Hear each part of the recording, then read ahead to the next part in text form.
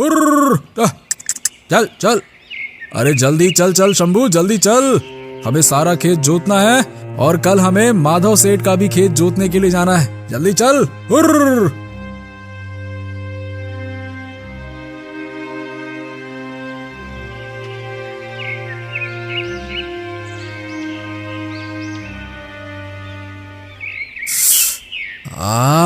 अरे बाप रे, इतनी कड़क धूप, मेरी तो जान निकलती जा रही है।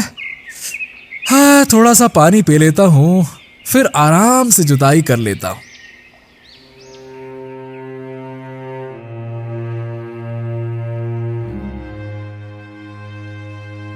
फिर बिरजू एक जगह पेड़ की छांव में बैठकर पानी पी लेता है। हाँ, हे भगवान, पानी पीने के बाद तो मेरा मन कुछ आराम करने को कह रहा है। ऐसा करता हूँ, कुछ देर आराम कर लेता हूँ, फिर अच्छे से जुताई कर लेता हूँ। बिरजू पानी पीकर उसी पेड़ की छांव के नीचे सो जाता है। तभी अचानक एक जहरीला सांप वहां आ जाता है और बिरजू के एक बैल को डस लेता है। तुरंत ही वो बैल मर जाता है।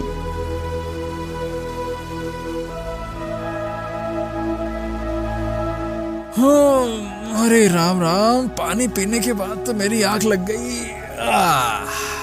चलो, अब सारा खेत जोतना है।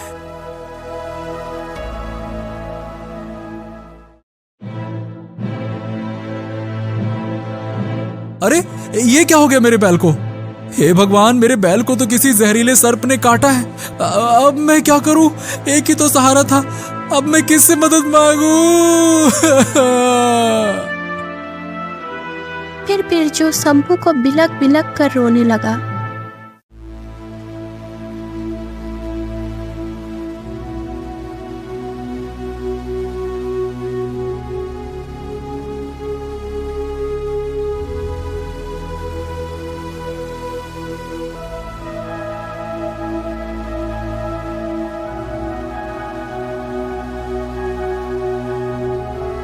क्या हुआ बिरजू, तुम रो क्यों रहे हो?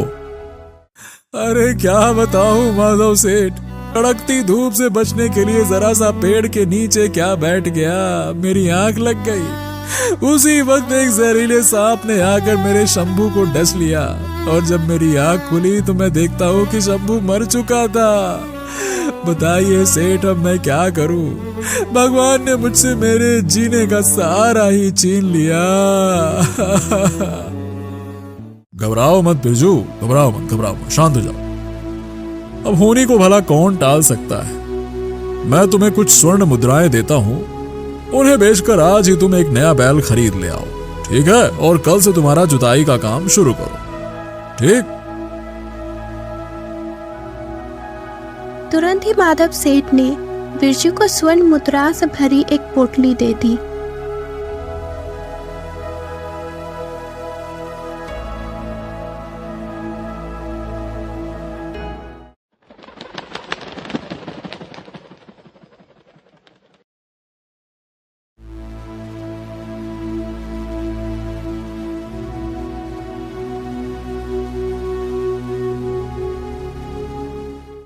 हाय हाय, मैं तो लुट गया, मैं तो मर गया। मैं क्या खाऊंगा और अपने बच्चों को क्या खिलाऊंगा? अरे ये सदानंद पेड़ के नीचे बैठकर रो क्यों रहा है? चलो जाकर देख लेता हूँ। क्या हुआ सदानंद, इतने जोर जोर से क्यों रो रहे हो? ऐसी कौन सी आफत आ गई तुम पर? अरे क्या बताऊं माधव सेठ, अरे परसों ही खेत में अनाज के बीज बो दिए थे, लेकिन आज आकर देखता हूँ तो सारे अनाज के बीज कबूतर और चिड़िया खा चुके हैं। अब दोबारा बीज बोने के लिए घर में बीज ही नहीं है और ना ही खरीदने के लिए पैसे। और अगर इस साल फसल नहीं हुई तो मेरा परिवार क्या खाएगा? अब तुम ही बताओ मैं क्या करूं? अरे इसमें रोने की क्या बात है सदानंद? ऐसा करो कि तुम कुछ पैसे रख लो, ठीक है? और उन पैसों से अनाज के बीज खरीद कर दोबारा खेत में डाल दो। और याद रहे, जब तक फसल पैदा होके काटने नहीं आते तब तक उसकी देखभाल करोगे, ठीक है?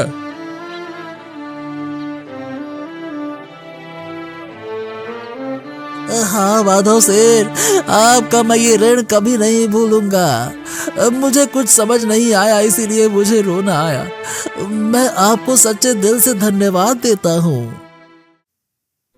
यह है माधव। गांव में लोग प्यार से उसे माधव सेठ कहते थे, क्योंकि उसका काम ही कुछ ऐसा था।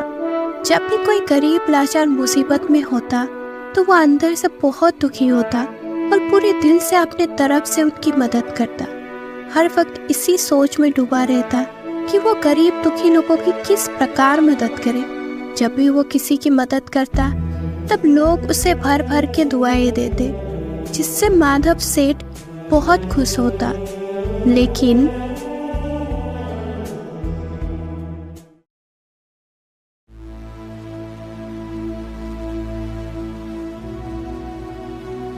अरे सुना है कालू सेठ, वो गांव का माधव सेठ आजकल बहुत ही ज्यादा दान पुण्य कर रहा है।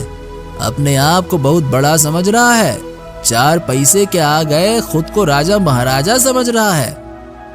हाँ, जानता हूँ। खुद को बड़ा 30 मार खां समझता है ना वो। जरा सा दान क्या करने लगा, खुद को कर्ण के भांति दानवीर समझने लगा। उसको तो मैं देख ही लूंगा।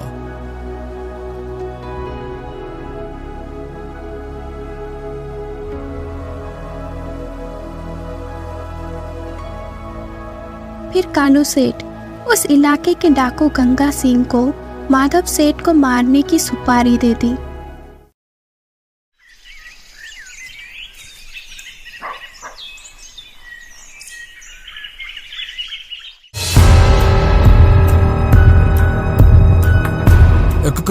कौन? हाथ में चाकू लेकर क्यों आए हो? मैं चंगा सिंह इलाके का मशहूर डाकू। 50-50 कोस दूर जब रात में बच्चे रोते हैं ना, तो उनकी माएं मेरा नाम बताती हैं कि सो जा, नहीं तो चंगा सिंह आ जाएगा।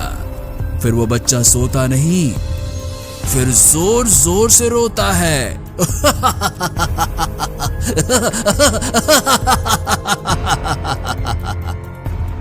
अरे चंगा सिंह, भला तुम मुझे ये सब बातें क्यों बता रहे हो? अरे अभी मर ही जाओगे तो मरने से पहले बता देता हूँ। दरअसल गांव के कालू सेठ ने तुम्हें मारने की सुपारी मुझे दी है।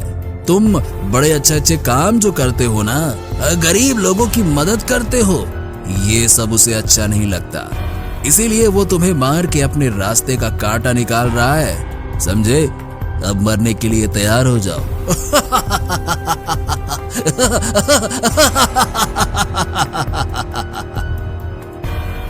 इतना सुनते ही माधव सेठ वहां से जी जान से भागता है, ये सोचकर कि आज उसका अंतिम दिन है। फिर माधव सेठ जंगल की ओर भागकर अंदर घने जंगल में जाकर एक पेड़ के पीछे छिपकर बैठ जाता है।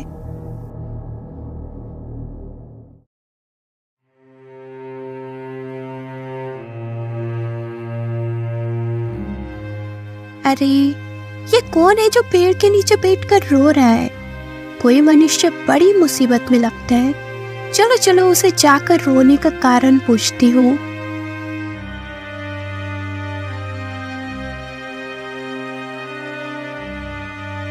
अरे भाई, तुम कौन हो और तुम यहाँ बैठ के रो क्यों रहे हो?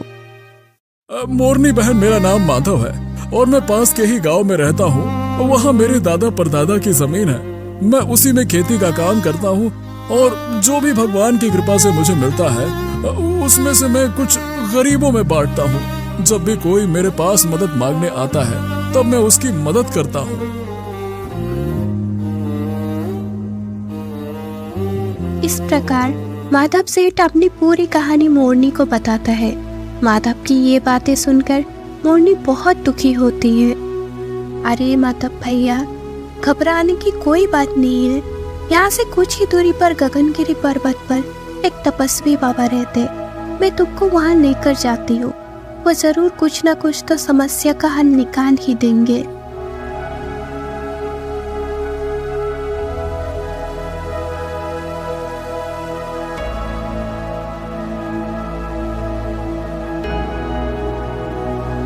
फिर मोरनी माधव सेठ को उस तपस्वी बाबा के पास गगनगिरी पर्वत पे लेके जाता है।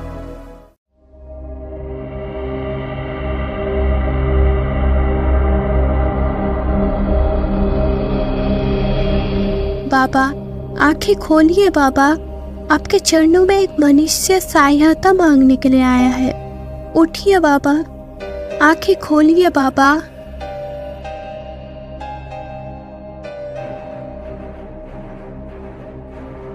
फिर माधव सेठ अपनी पूरी कहानी उस तपस्वी को बताता है और बताता है कि अगर वो वापस गांव लौट भी गया तो कभी न कभी कालू सेठ उसे जान से मार ही देगा। हे गुरुदेव, मेरा मार्गदर्शन करिए। मैं तो सच्चे मन से गरीबों की मदद करना चाहता हूँ, लेकिन समाज में कुछ ऐसे लोग हैं जो ऐसा करने से मुझे रोक रहे हैं। अब मैं क्या कर सकता हूँ? सुनो बेटा, भगवान हर मनुष्य को उसके कर्मों का फल देता ही देता है। जिसके नसीब में जो कुछ भी लिखा है वो उसे भुगतना ही पड़ता है, और जिन जिन को भी कुछ मिलने वाला है वो उन्हें मिल ही जाता है। अगर तुम्हें जरूरतमंदों की मदद करना ही है तो मैं तुम्हें एक वरदान देता हूं, जिससे कि तुम एक चमत्कारी तोते के रूप में बदल जाओगे। लेकिन याद रहे, इस काम में भी तुम्हें बहुत सारी कठिनाई आ सकती हैं। तुम्हें उनका सामना करना पड़ेगा। ऐसा कहकर तपस्वी उसे एक चमत्कारी तोते में बदल देता है। फिर वो चमत्कारी तोता तपस्वी का आशीर्वाद लेकर गांव की ओर निकल पड़ा।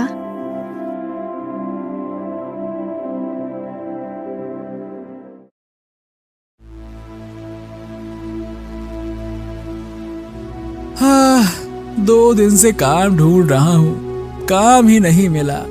घर पर बच्चे भूख से तड़प रहे हैं। घर में खाने के लिए अनाज का दाना तक नहीं है। हे भगवान, ऐसे में मैं क्या करूं?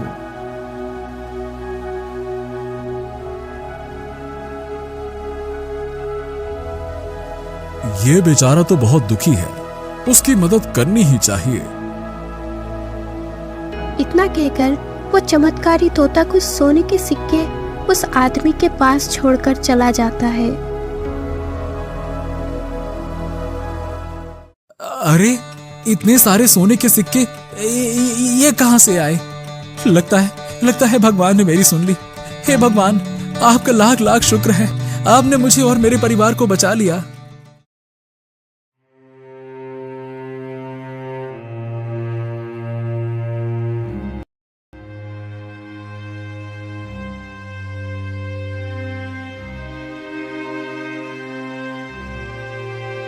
हे प्रभु, कुछ तो दया करो।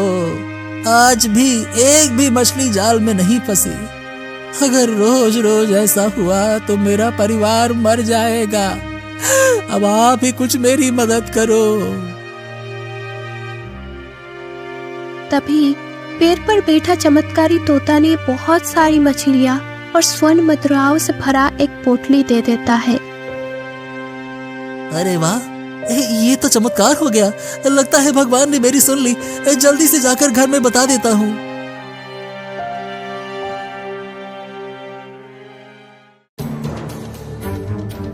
एक दिन बहुत सारे कौवे उस तोते के पीछे पड़ जाता है।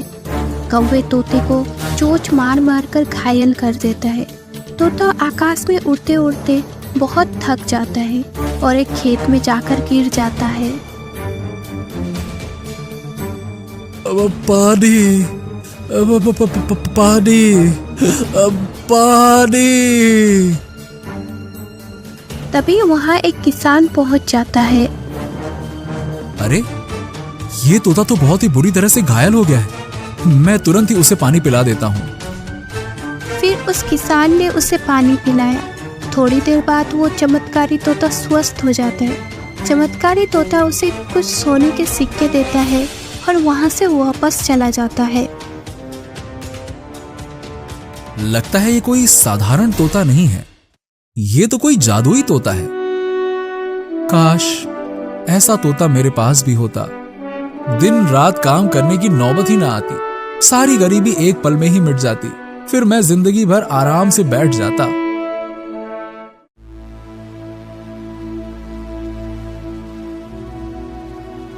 अरे भाई पता है, कल जब मैं पेड़ के नीचे बैठा था तब किसी ने मेरे पास आकर सोने के सिक्के छोड़ दिए और चला गया। अरे सुनो सुनो, मेरे साथ भी कुछ ऐसा ही हुआ है। जब मैं मछलियां पकड़ने तालाब के किनारे गया था तब मेरे पास भी कोई बहुत सारी मछलियां और सोने के सिक्के छोड़ गया। अरे भाई लोग, सोने की मोहरें तो मुझे भी मिली हैं, लेकिन ये कोई और नहीं बल्कि एक चमत्कारी तोता है। कल जब मैं खेत में काम कर रहा था तब मुझे वो तोता तड़पता नजर आया। फिर मैंने उसे पानी पिलाया, फिर उसने मुझे सोने की मुद्राएं दी। ये एक जादुई तोता है जो सबको सोने की मुद्राएं दे रहा है। भाइयों, अगर हम सब मिलके उसे पकड़ लेते हैं तो हमारी तो निकल पड़ेगी। फिर हमें काम करने की जरूरत नहीं, सारी जिंदगी बैठ के आराम से खाते रहो। क्या कहते हो? बात तो तुमने एकदम सही कही है भाई। अगर ऐसा हुआ तो हमें कुछ काम करने की जरूरत ही नहीं। फिर वो तीनों उस चमत्कारी तोते को पकड़ने निकल पड़ते हैं। कुछ समय ढूंढने के बाद उन्हें वो तोता एक जगह दिखाई दिया। हाँ, वो रहा, वो उधर बैठा है। पकड़ो पकड़ो पकड़ो, कहीं भाग न जाए। अरे पकड़ो, भागो, पकड़ो। तोता उन्हें देखकर आकाश में उड़ने लगा। पकड़ो पकड़ो, वो जाने ना पाए। अरे पकड़ो। अरे रुक जा तोते, कहाँ तक भागेगा? सोने की मुहर देने वाले तोते, रुक तो जा। अरे रुक जा सही। हे भगवान, ये कैसी मुसीबत आ पड़ी है। मैं तो इन लोगों की मदद करना चाहता था, लेकिन ये सारे तो मुझे ही पकड़ने पर तुले हैं। अगर मैं इनके हाथ में आ गया तो मुझे हमेशा के लिए बंदी बनाकर रखेंगे। हे भगवान, बचाइए गुरुदेव, मुझे बचाइए। फिर वो चमत्कारी तोता उड़ते उड़ते तपस्वी के पास पहुंच जाता है। आंखें खोलिए गुरुदेव, आंखें खोलिए। बताओ बेटा, तुम किस मुसीबत में पड़े हो? गुरुदेव, आपने तो उन लोगों से बचने के लिए मुझे चमत्कारी तोता बनाया। तोता बनने के बाद भी मैंने उनकी मदद करनी चाहिए, पर गुरुदेव उन लोगों के भीतर लालच भरा पड़ा है। ज्यादा लालच के चक्कर में मुझे ही कैद करने चल पड़े वो तो। देखा, मैंने तुम्हें पहले ही बता दिया था कि तुम्हें बहुत सारी मुसीबतों का सामना करना पड़ सकता है। रही दूसरी बात, तुम कोई भी किसी भी रूप में मनुष्य की सहायता करना चाहो तो लालच आ ही जाता है, क्योंकि इस धरती पर मनुष्य ही एक ऐसा प्राणी है जिसकी इच्छाएं कभी भी कम नहीं होती। अपनी इच्छाओं को पूर्ण करने के लिए कई बार मासूम लोगों को कष्ट पहुंचाता ही पहुंचाता है। इसीलिए जिस किसी भी मनुष्य के भाग्य में जो कुछ भी मिलना होता है वो उसे अपने आप मिल जाएगा।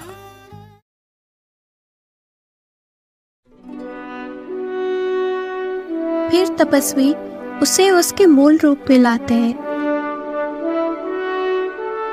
माधव सेठ अब समझ चुका था कि इस धरती पर जिस किसी के नसीब में जो कुछ भी लिखा है वो उसे मिल ही जाएगा। उसे चिंता करने की कोई बात नहीं है और उसे अपने कर्म करते रहना चाहिए। उसी दिन से माधव सेठ अपने घर वापस ना जाके तपस्वी के चरणों में सेवा करता रहा।